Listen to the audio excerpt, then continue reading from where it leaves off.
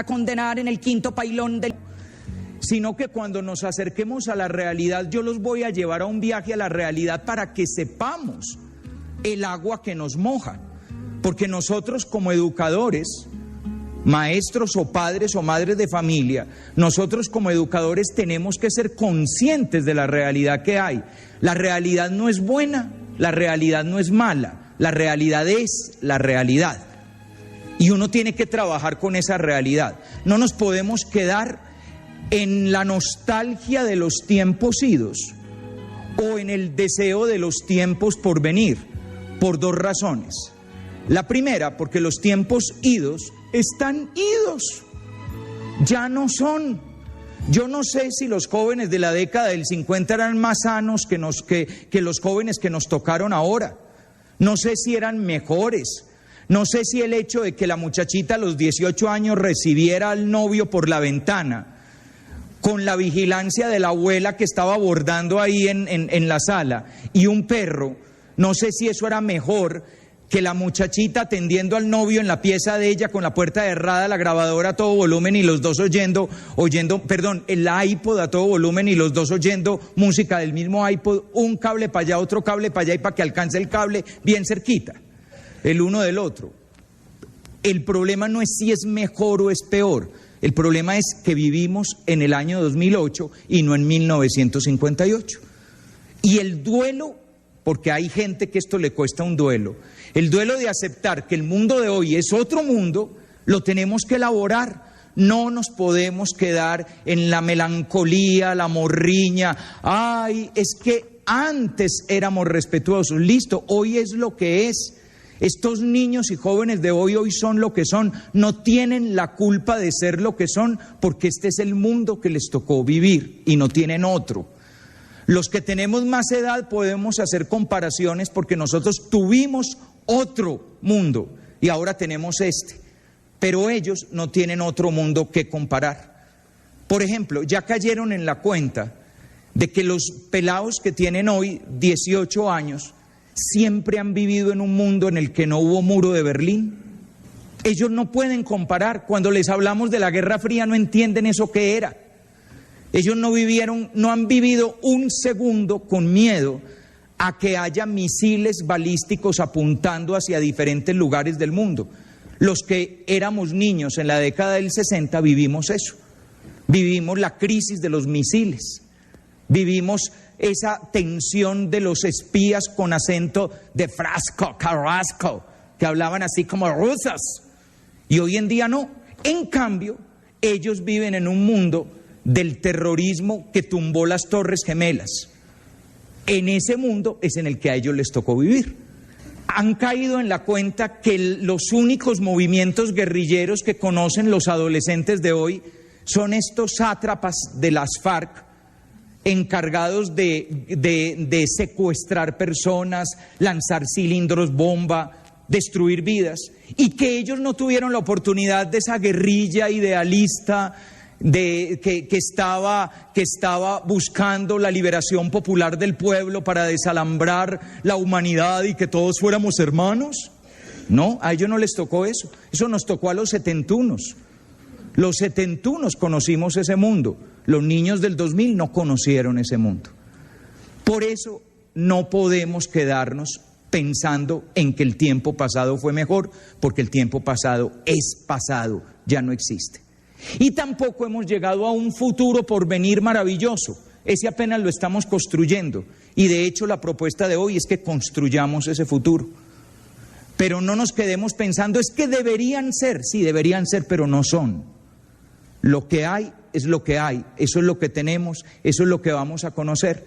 Y esas son las las advertencias iniciales que yo hago. Una primera advertencia de no me capten con valor moral mis afirmaciones. No voy a hablar de lo correcto o lo incorrecto, lo puro, lo impuro, lo adecuado o lo inadecuado. No me capten valor moral. Y segundo, vamos a trabajar a partir de la realidad que hoy existe, porque es la realidad que hoy existe. No voy a plantear que qué lástima que esta sea la realidad que hoy existe, no. Es la realidad que hoy existe y trabajemos con la realidad que hoy existe. Dicho eso, sigamos para adelante. Umbral, como abrebocas, una historia. A los 13, casi 14, Javier. Era solo un muchacho de grado séptimo, con sus 13 años, casi 14, disimulados por su buena estatura y por su porte de jovencito mayor. Era solo un muchacho con las preguntas propias de su edad, con el deseo de entender sus sentimientos, con el anhelo loco de tener a alguien que se preocupara por él y le dijera alguna vez, te quiero. Era solo un muchachito de colegio, un casi niño disfrazado de más maduro, orgulloso de su naciente bigote, satisfecho porque siempre había alguna que se fijara en él. Era solo un muchacho con su sexualidad de preadolescente inexperto, con sus miedos, con sus preguntas, con sus curiosidades, con su honesto deseo de conocer y con sus ganas inmensas de vivir nuevas experiencias y hacer realidad sus sueños. Era solo un muchacho de grado séptimo, con sus 13 años, casi 14, se llamaba Javier. Recuerdo que un día después del descanso fue a mi oficina para contarme una gran noticia. Los ojos le brillaban de alegría mientras me decía que había logrado cuadrarse con una de las muchachas más bonitas de su unidad residencial. Ella era mayor que él, tenía 18 años. Pero Javier decía que esto no era problema, pues según ella misma, él era un muchacho muy maduro para su edad. Al principio todo fue como siempre, la declaración de amor, el papelito escrito con la anotación de eres muy especial y aquello de nunca cambies, te quiero resto. El dinero recogido con gran sacrificio para la primera invitación a cine, los ratos eternos hablando por teléfono y los primeros besos, las primeras caricias y la sensación preciosa de que eso que la gente llama amor era verdaderamente un paraíso en la tierra. De un tiempo para acá Javier cambió. Ya no se le notaba en el rostro la alegría, ya no le brillaban los ojos, ya no corría a mi oficina para contarme los últimos pormenores de su conquista. Parecía huir de mí, parecía duro, parecía como si sus tiernos 13 años, casi 14, se le hubieran vuelto en un momento 20 o 30 insoportables años de vida y experiencia. Sufría, pero callaba. Por más que intentaba acercarme a él, solo encontraba monosílabos que me cerraban el acceso a su corazón. Mientras tanto, él se seguía consumiendo. El rendimiento en los estudios bajaba, las quejas de los profesores crecían y su preadolescencia se iba muriendo debajo de la pesada carga de una adultez prematura.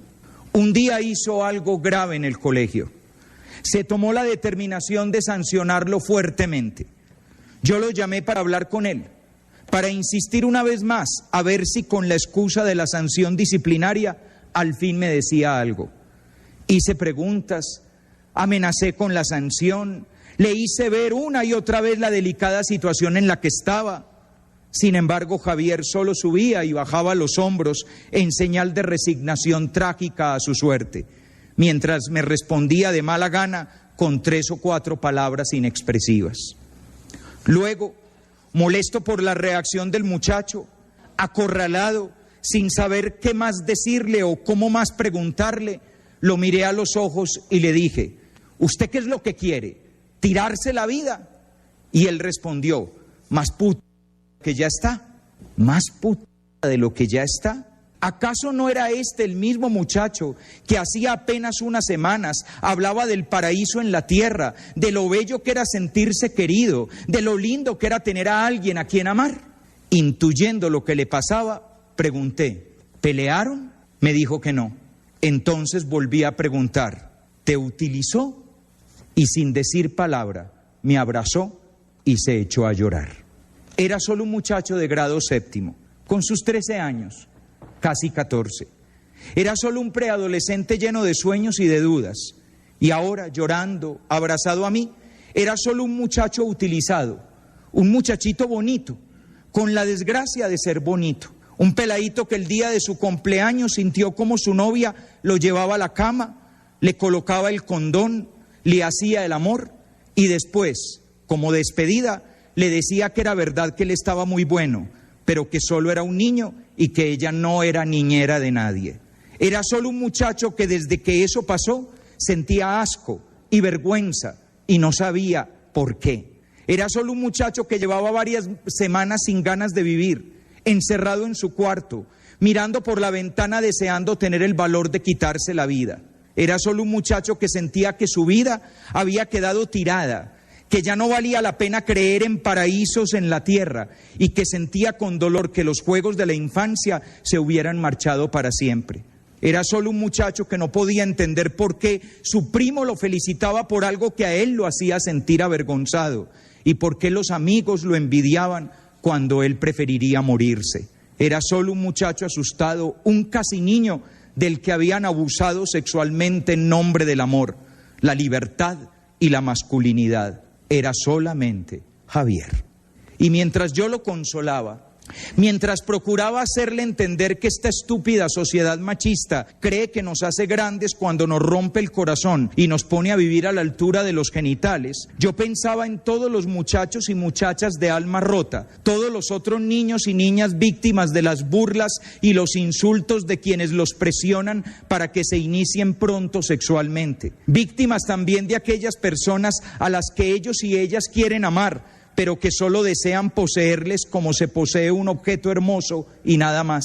Víctimas del papá que para dárselas de moderno les paga su primera ida al prostíbulo o los hace cómplices de las salidas a vagabundear con sus queridas o acepta ofrecerlos como prostitutos o prostitutas para cuadrar las finanzas familiares. Víctimas de la pornografía a la que se vuelven adictos y del bombardeo de imágenes eróticas que les llenan de emociones que les cuesta manejar. Víctimas de los adultos que los tratan como objetos y los usan para masturbarse y tener un rato de placer. Víctimas de una sociedad que después de utilizarlos les dice que se deben sentir muy orgullosos, muy realizados y muy felices porque todo eso es la tan cacareada libertad sexual. Esta es la realidad de los muchachos y muchachas de hoy. Es verdad que son más liberados, que llevan una vida sexual más activa, que han tenido experiencias dignas de un adulto y que pareciera que supieran mucho más que nosotros. ¿Saben dónde quedan los stripticiaderos de la ciudad? ¿Saben dónde están ubicados los mejores metederos? ¿Saben de relaciones sexuales precoces? Y hasta saben en qué clínica se practican los abortos de emergencia. Saben mucho, es cierto, pero pareciera que desconocieran por completo el lenguaje del amor, que no supieran dónde se esconde realmente la dulzura y dónde se puede hallar con certeza la felicidad, esa en la que no hay necesidad de pensar si valió o no valió la pena haber amado y haber nacido. Por todos los Javieres que han llorado sobre mi hombro, por todos los que lloran en los hombros de alguien, porque fueron usados y no amados, por los que lloran a solas y se tragan sus secretos, por todos los que despertaron traumáticamente a su vida sexual, por todos ellos y ellas quiero dar esta conferencia y quiero hacer una invitación para que ustedes, padres y educadores, hagan todo lo que esté a su alcance para hacer entender a sus niños y niñas que el amor sí existe y que cuando la sexualidad es vivida como signo profundo de este amor, no es una tragedia, sino verdaderamente el paraíso en la tierra. Con ese umbral arrancamos. Aclaremos términos, muy importante. Sexualidad. La sexualidad es una dimensión esencial de nuestra humanidad. Nos constituye como seres personales, nos provee identidad y nos abre a la experiencia de la alteridad. Todas las palabras que están puestas ahí, todas son importantes. La sexualidad es una dimensión, no una parte, sino una dimensión. Fíjense la diferencia tan grande que hay entre parte y dimensión. Un dedo es una parte de la mano, pero la piel es una dimensión de la mano, porque toda la mano tiene piel, toda la mano tiene vida, toda la mano tiene uso, toda la mano tiene fuerza, toda la mano tiene ternura. En cambio, un dedo es solo una parte. Un error que se comete cuando miramos la sexualidad es creer que la sexualidad es una parte del ser humano Y en cuanto creemos que es una parte del ser humano, inmediatamente asumimos que esa parte del ser humano es la parte sexual. Y creemos que la parte sexual del ser humano son los genitales. Y por eso la vida sexual termina girando alrededor de los genitales, como si la vida sexual no tuviera otras realidades diferentes en la realidad del ser humano. Una sexualidad centrada en los genitales hace que solamente se pueda vivir con los genitales, como si las manos no tuvieran que ver con la vida sexual, la mirada no tuviera que ver con la vida sexual, los labios no tuvieran que ver con la vida sexual, la sonrisa, el latir del corazón. Todo eso tiene que ver con la vida sexual, porque la vida sexual es una dimensión completa de la humanidad. Por eso, primera aclaración, la sexualidad es una dimensión esencial. Si le quitas la sexualidad a un ser humano, destruyes la humanidad del ser humano. El ser humano tiene sexualidad y no puede dejar de tenerla. Lo que pasa es que la sexualidad se vive y se ejerce de diferentes maneras. Y al vivir y ejercerse de diferentes maneras, hay personas, por decir algo, que optamos por la castidad de la virginidad por el reino de los cielos. Pero eso no quiere decir que no vivimos la sexualidad. No, nos llevó el que nos trajo si no viviéramos la sexualidad. Porque la sexualidad es una dimensión del ser humano completo. Esa dimensión del ser humano, que es la sexualidad, nos constituye como seres personales. Es decir, la sexualidad hace parte de lo que nos hace personas. Las grandes dimensiones que hacen persona a la persona. Un perrito es muy lindo, pero un perrito no es una persona. Y un perrito no es una persona, así sea muy lindo, porque un perrito no conoce, no tiene la dimensión epistémica, no tiene la dimensión del conocimiento, de la indagación por el conocimiento del mundo. Un perrito no toma decisiones morales, no toma decisiones éticas, no sabe qué es bueno y qué es malo. Por eso cuando usted llega a la casa y el perro labrador que tiene le ha destruido los muebles, el perro no ha hecho nada malo, porque el perro no sabía que comerse los muebles era malo, no tiene ética. Los que tenemos ética somos los seres humanos. De esa misma manera, el perrito no tiene sexualidad, tiene instinto sexual. Y tiene instinto sexual orientado a la reproducción. Y por eso, cuando las perras están en celo, aúllan todos los perros del barrio. Y ellos no se ponen a plantear, ustedes se han dado cuenta que el perrito no se pone a plantear cuál es la estrategia de cortejo más efectiva. Le llevo flores, le llevo un hueso, le ladro al oído, le digo palabras dulces o palabras obscenas para excitarla bastante. No es necesario, eso funciona. Y funciona instintivamente, automáticamente. Hasta en las especies animales donde hay algún tipo de cortejo, ese cortejo está determinado instintivamente. Usted no tiene la posibilidad, el animalito no tiene posibilidad de ser creativo, voy a cambiar la manera de extender las alas y moverme, porque siempre extienden las alas y se mueven de la misma manera cuando están cortejando a la hembra. Nosotros, los seres humanos, tenemos capacidad de hacer ciencia, eso nos hace personas. Tenemos capacidad de optar éticamente, tenemos espiritualidad, capacidad de plantearnos preguntas por nuestro espíritu, tenemos conciencia de nosotros mismos y tenemos sexualidad. La sexualidad nos hace personas. Pero fuera de eso, al hacernos personas nos da identidad. Uno tiene identidad de sí mismo en cuanto ser con sexualidad. Por eso es que uno se siente hombre, se siente mujer, o se siente otra cosa. No me voy a meter ahora en la variedad de, porque hoy se habla del tercer sexo o el cuarto sexo, lo que sea, pero uno se siente algo, es una conciencia de sí mismo. Que no les pase como un pastucito que fue a pedir un trabajo y entonces están llenando el formulario de inscripción. Nombre, Julio Alberto, apellido, Triviño Jiménez, lugar de nacimiento, Túquers, sexo, solo una vez en Ipiales y me cogieron. La sexualidad es parte de la conciencia que uno tiene de sí mismo. Uno se identifica y se ve a sí mismo como un ser sexuado. Uno no puede separar esa realidad. La sexualidad es parte de lo que uno es. Y además nos abre a la experiencia de la alteridad. ¿Qué es la experiencia de la alteridad? Nos abre a la experiencia del otro. La sexualidad es justamente lo que nos hace capaces de acercarnos al otro, querer al otro, interesarnos por el otro, tener sentimientos, cualquiera que sea la gama de sentimientos hacia el otro, y el otro es el otro. Es decir, el otro es mi hermano, mi hermana, mi amigo, mi amiga, mi papá, mi mamá, el perro, el gato, el mundo, la creación, la naturaleza, los compañeros, mi novia, mi novio, mi esposo, mi esposa.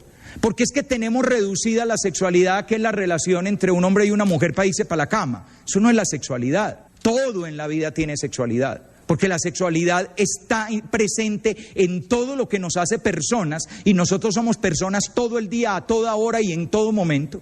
Y es todo lo que nos abre a la relación con los demás, y nosotros estamos constantemente abiertos a la relación con los demás. Y todo lo que hacemos está marcado por la sexualidad, no por los órganos genitales, sino por la sexualidad. Miren, ¿ustedes han visto alguna vez unas peladas de colegio jugar fútbol? En el colegio de nosotros tenemos unas niñas muy buenas para el fútbol. De hecho, una de ellas está ahora en la selección sub-17 que va al Mundial. Ojalá la lleven porque como que la convocan, la desconvocan, la vuelven a convocar, tienen un grupo flotante. Es una niña de un gran dominio del balón, pero de todas maneras, ¿es igual a cómo juegan los hombres? No, ¿por qué? Porque hay sexualidad de por medio, y la sexualidad de por medio hace que la manera como se mueve una niña, como celebra una niña, como hace un foul una niña, es diferente a la manera como se mueve un varoncito, la manera como celebra un gol un varoncito, la manera como hace foul un varoncito. Son maneras diferentes. Una vez estaba yo dando unos retiros en una casa de retiros en Medellín, y se metió un murciélago a una habitación de una niña. Yo ya les había dicho, hasta mañana, mis amores, nos vemos mañana y tal. Cuando de pronto oigo a lo lejos, ¡ah!, unos gritos y tal, y llego y hay una niña, ¡ay, Juan Jaime!, y llorando, ¡ay, amiguis!, y las unas pegadas a las otras, ¿qué pasó? ¡Ay, es horrible! ¡Ay, un murciélago! Yo hasta hice el chiste bobo de, cuidado, de pronto es Batman y tal, y conoce usted esta noche un hombre bien misterioso. En fin, no hubo de otra, me tocó ir por una escoba y agarrar a escobazos el pobre murciélago y sacarlo para la porra, y después entrar con una linterna y mostrarle a la niña que ya no había más murciélagos y ¿puedo dormir con Pao? No, mija, porque ya no hay murciélago. Adiós pues, Pao para su pieza, Lina para la suya. 8 días después estoy en unos retiros con unos muchachos en Pereira, y lo mismo, se metió un murciélago a una habitación. Ya los había mandado yo a dormir cuando oigo la bullaranga, pero no hay niños llorando, ni se están apoyando unos a otros, amiguis, no, nada de eso. Tienen agarrado el murciélago, le prendieron un cigarrillo y lo pusieron a fumar. Y aquí me tocó fue rescatar al murciélago, no rescatar a la niña. ¿Por qué? Porque somos diferentes, porque todo tiene sexualidad. ¿Cómo celebran un gol las niñas? ¡Ay, gol, gol, gol! Y los niños, bien, hijo de tantas, bien. Porque todo tiene sexualidad. En todo, cuando miramos, cuando nos indignamos, cuando queremos, cuando nos declaramos, cuando estamos tristes o estamos tristes. En todo lo que vivimos hay sexualidad.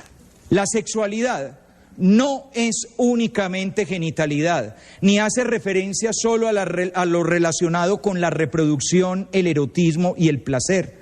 Si bien todo esto es parte de la sexualidad es mucho más amplia, afecta nuestra conciencia de ser lo que somos y toda nuestra dimensión relacional con el mundo, con los otros, con Dios. Por lo tanto, esta es la clave para comprender todo lo dicho en el día de hoy. La clave para todo lo que vamos a decir en el día de hoy es una visión integral mucho más amplia de la sexualidad. ¿Tu hijo de 5 años vive la sexualidad? Claro, cuando corre, cuando ríe, cuando abraza al amiguito del colegio que salen así abrazaditos a comprar a la tienda, cuando llega donde la mamá y le dice, mamita te amo, y la llena de besos, cuando juega brusco con el papá, cuando empieza a molestar con la niña y le jala el pelo y uno tiene que decir, Juan David, no me le juegue hacia la niña. Todo tiene sexualidad. Todavía ahí no hay genitalidad. Sí. Por eso no circunscribamos la sexualidad a la simple genitalidad, porque entonces la hacemos depender única y exclusivamente del uso de unos órganos genitales. Después vamos a ver que esa manera de entender la sexualidad ha empobrecido la vivencia de la sexualidad. Una parejita de novios hoy en día ya no tiene más manera de mostrarse el amor que agitando el catre. Porque como lo fundamental de la sexualidad es que vos tenés aquello y yo tengo esto otro, entonces que el uno encaje en el otro y punto, ya no hay más. Se desapareció el poema, se desapareció el acróstico, se desapareció la carta de amor, la canción dedicada, la mirada con dulzura, la agarrada de la mano, le vi el hombro. Todo eso que hace parte de una vida sexual más completa se volvió en que nos vamos al grano. De una vez al tema de fondo y se empobrece la relación de las personas. En últimas, una de las frases que más repiten los novios hoy en día, ¿sabes qué? Démonos un tiempo, me cansé. Pues claro, porque si solo es eso, si no hay más misterio en la relación, el misterio de descubrir un ser humano entero, si el único misterio que teníamos era simplemente ñanga ñanga, pues después del ñanga ñanga, ¿ya qué? Ya no hay mucho más que descubrir. Aunque hoy se tiende a hablar de la separación entre sexualidad y amor, esta es una realidad muy en boga hoy en día. No es necesario amar para tener sexo, esa es la afirmación. Realmente la sexualidad está íntimamente relacionada con la dimensión afectiva del ser humano.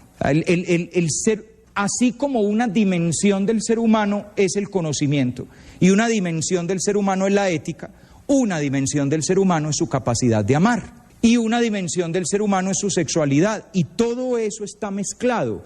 Uno no parquea una dimensión de la vida y la deja aparte. Hoy no la voy a usar. Hagan la prueba de dejar aparte la corporalidad y venirse para la conferencia sin cuerpo.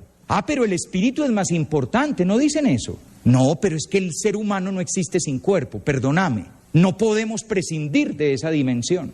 Hagan la prueba de trabajar, estudiar, salir a la calle, manejar un carro sin ética.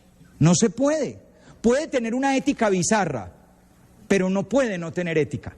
Usted tiene que, mientras va conduciendo el carro, mientras va jugando fútbol, mientras está viendo televisión, mientras habla con otra persona, mientras trabaja, mientras estudia, usted se está planteando qué le parece correcto y qué le parece incorrecto. No puede evitarlo. Es una dimensión esencial de la persona. Lo mismo, la dimensión afectiva, la dimensión abierta al amor, a la ternura, a la relación con el otro, hace parte de la dimensión también, está interrelacionada con la dimensión de nuestra sexualidad. Sin embargo, una visión reduccionista de la sexualidad, si la sexualidad son solo los genitales y el placer genital, entonces no se necesita amor.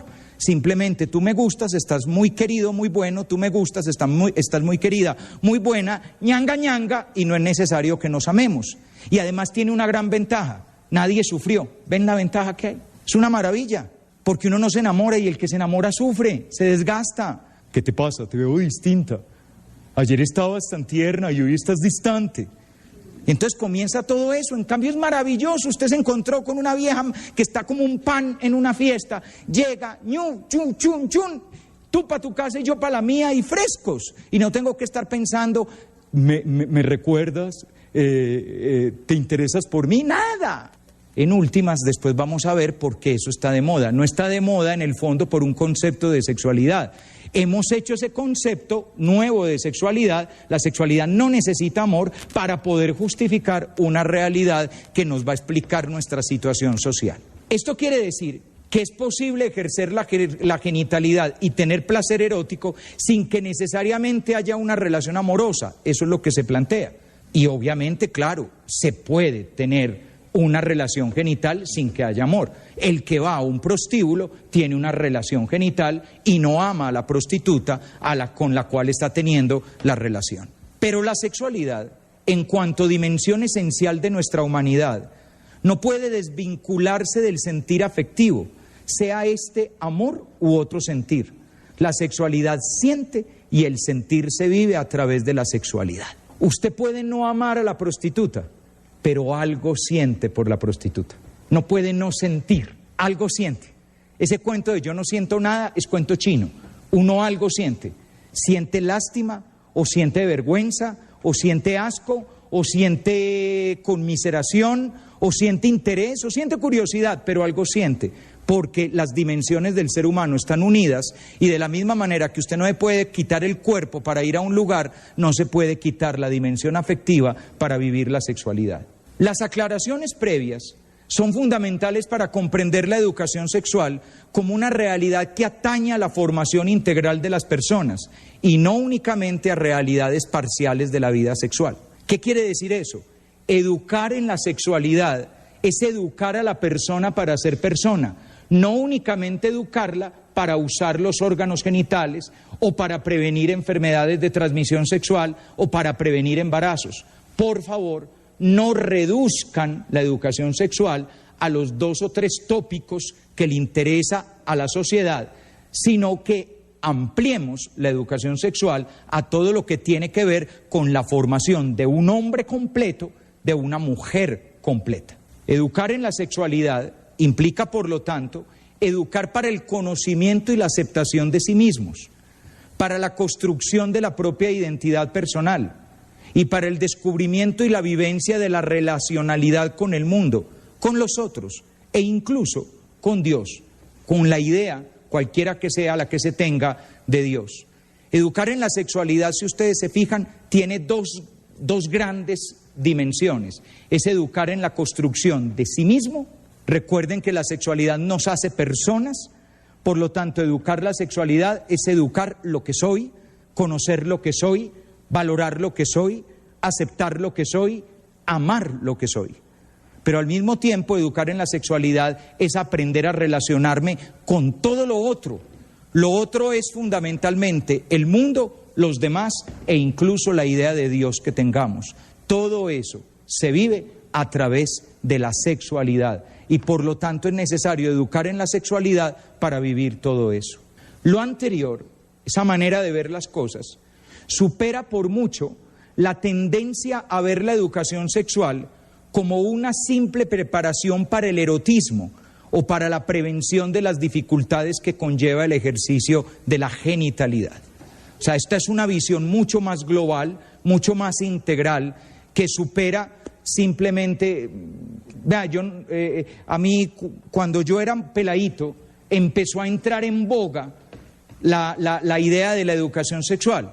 Y no se me olvida qué era. Yo creo que cuántas veces vimos en una filmina, no eran las diapositivas de computador de hoy en día, sino la máquina aquella de diapositivas, de filminas. ¿Cuántas veces en una filmina vimos que aquí estaban las trompas de falopio y que venía no sé qué y hacía así, que bajaba y que subía y ahí se formaba? Eso todos los años volvían a dar la misma clase. Como si el problema de la educación sexual es vos que tenés adentro, vos que tenés afuera y eso cómo funciona. Que normalmente eso a la larga se sabe. Por favor, muchachos, ¿ustedes de verdad creen que un pelado de 16 años no sabe que existen los condones y que necesita que el profesor de ciencias naturales le cuente? Son tan bajados del zarzo los que hablan de educación en este país que de verdad creen que el problema de los adolescentes es que no saben que existen los medios de protección contra las enfermedades. No, lo que pasa es que ellos creen que a mí no me va a dar. Es el problema. Y tienen un montón de mitos en la manera de vivir la relación. Creen que con condón significa no confío en ti y sin condón significa te acepto como eres. Y que es más especial iba a ser nuestro secreto. Nunca lo había hecho así. Eso es otra cosa, la razón es otra bobada. No es que no sepan que no existen los condones. Pues si se los avisan en todos los partidos de fútbol anuncian el condón alemán. ¿Cómo no van a saber? Entonces, esto es un reduccionismo de la educación sexual. Asimismo, esta visión de la sexualidad nos lleva del concepto de educación sexual como información a la educación sexual como formación integral de la persona humana. Hoy vivimos en la sociedad de la información y como el que no ha visto a Dios cuando lo ve se asusta, a la sociedad de hoy le está pasando algo, que está descrestada con el montón de información que hay. Por eso, si ustedes se fijan bien, hoy hay gente que está convencida que un colegio es mejor si tiene computadores y si esos computadores tienen acceso a Internet. Porque están convencidos de que los computadores y el Internet educan y malas noticias. Los computadores procesan información y el Internet tiene información. Pero, ¿qué haga usted con esa información? Es lo que llamamos educación. La clave de la educación es lo que usted hace con el mundo que tiene. La clave de la educación es lo que usted aprende a hacer con su vida, con sus cualidades, con sus capacidades. La información por sí misma no es educación. Un pelado puede estar todo el día navegando en Internet y ser un absoluto ignorante. Así esté todos los días en contacto con unas bases de datos que tienen un montón de información. De hecho, analicen cuáles son los sitios que visitan los muchachos, a ver si los muchachos, los sitios que visitan son los que proveen conocimientos interesantes. Ellos se van al Messenger y empiezan a chatear. Hola, sin H, ¿qué haces? El qué sin tilde, sin abrir ni cerrar interrogación. Haces con S, no la final, la del medio. Es un ignorante que usa Internet, simplemente. Lo mismo pasa en la educación sexual. Se cree que educación sexual es dar información. El pene, el glande, el prepucio, las gónadas, las suprarrenales, la vagina, y como si el dar información fuera la clave de la educación sexual. La clave de la educación sexual es la formación integral de la persona. Existe una tendencia hoy en día a confundir la cantidad de información con la calidad de la formación. En el proceso educativo se necesita de la información, pero esta, sin un marco de referencia axiológico, es decir, sin valores, sin una perspectiva reflexiva, sin implicaciones antropológicas y éticas, es solo un conjunto de datos que por sí mismo no educa. La educación sexual ayuda a formar seres humanos íntegros, no solo informa sobre métodos de prevención. La clave de la educación sexual en los colegios no es lograr ni que las niñas no queden en embarazo, ni que las niñas y niños no contraigan enfermedades. La clave de la educación sexual en los colegios y en las familias es que los niños y las niñas sean felices. Y eso es mucho más importante que la cuestión de si quedó o no quedó embarazada, si se le transmitió o no transmitió una enfermedad. Lo que nos estamos jugando es la felicidad de las personas. Para hablar de sexualidad, existen diversas tendencias a la hora de hablar de sexualidad. El primero es el esquema normativo. Voy a hablar de 3 esquemas que normalmente existen cuando se habla de sexualidad. El primero es el esquema normativo. Lo importante al hablar de sexualidad es clarificar lo prohibido o lo permitido, lo correcto o lo no correcto moralmente. Si ustedes lo piensan bien, ese fue el modelo de la educación sexual del pasado. Cuando se hablaba de sexo se decía qué era bueno y qué era malo. ¿Es bueno el acto sexual? Sí, dentro del matrimonio. Listo. Y ya te aclararon la cuestión. ¿Es malo masturbarse? Sí, es horrible, un pecado horroroso. Segundo, el esquema informativo. Lo importante al hablar de sexualidad es ofrecer un conjunto de datos y dejar las consideraciones éticas a cada persona. Entonces yo le digo un montón de datos, los órganos, las enfermedades, los medios de prevención, las diferentes orientaciones sexuales, etcétera, y usted después verá qué hace con eso. Usted qué hace con eso es una decisión suya. Y tercero, el esquema axiológico, es decir, a partir de los valores. Lo fundamental al hablar de sexualidad es mirarla en el contexto de los valores que constituyen a un ser humano como tal, ante sí y ante los otros. Evidentemente, ese es el paradigma que yo les propongo hoy a ustedes. Se trata de una educación sexual desde los valores de la persona, y desde los valores de la persona la información tiene una orientación en valores, y esa orientación de valores tiene una meta. La meta es la construcción integral de uno mismo, la construcción integral de la relación con los demás. Las diversas formas de tratar el tema de la sexualidad están relacionadas con la forma como históricamente en nuestra cultura se ha accedido al tema sexual. De ahí surgen 2 grandes tendencias, una que responde a la otra. Esto es muy clave para entender por qué hoy en sexualidad se dice lo que se dice, sobre todo por qué la gente en los medios de comunicación, los columnistas de los periódicos o de las revistas, por qué dicen lo que dicen, por qué reaccionan como reaccionan ante afirmaciones de la iglesia o cosas por el estilo. Eso se entiende viendo los dos grandes modelos de afrontar el tema de la sexualidad que ha habido a lo largo de la historia. Puede haber más, yo me voy a centrar en estos dos. Primero, lo que llamo yo la visión pesimista de la sexualidad. Es una tendencia a ver la sexualidad como una realidad inclinada per se a la pecaminosidad, a la concupiscencia y a las inclinaciones pasionales o bajas del ser humano. Fíjense, todas las palabras tienen una carga impresionante. Pecaminosidad, lo pecaminoso. Piensen ustedes, ¿el dedo tiene algo pecaminoso? Uno puede hacer cosas muy mal hechas con el dedo, por ejemplo, hundir un botón que destruye el planeta, pero a nadie se le ocurre que un dedo es pecaminoso. En cambio, ese sí es pecaminoso. ¿Ven? La concupiscencia. Cuando se habla de la concupiscencia, alguno de ustedes está pensando en esa atracción malsana que siente un funcionario público por pedirle a una empresa que le pase dinero debajo de la mesa para darle la licitación de la construcción de un túnel. No, cuando hablamos de concupiscencia, estamos pensando en esa atracción malsana por el cuerpo de alguien. Ven, están pensando en sexo. Eso es esta visión. Pasiones bajas. ¿Bajas por qué? ¿Porque los bajitos tienen pasiones? ¿O pasiones bajas porque la zona erógena es baja? ¿Ven toda la carga que tiene este lenguaje? Es impresionante. Cuando usted le habla a alguien de pasiones bajas, la persona no está pensando, uy, sí, yo soy muy egoísta. No, la persona, las pasiones bajas, pues claro, todas esas pasiones bajas, el alboroto promiscuo, de ahí surge el ver la sexualidad como un tema tabú. Tabú significa intocable, de eso no se puede hablar, o se habla bajito. Yo digo mucho que cuando uno está confesando, uno sabe cuándo el pelado empieza a hablar de sexo. ¿Por qué? Baja la cabeza y mira para el piso. Porque es el tema del que es difícil hablar. El pelado llega y, no, pues, que soy resto de grosero con mi mamá, y me duele porque, pues, ella es muy bacana conmigo, y he estudiado poco.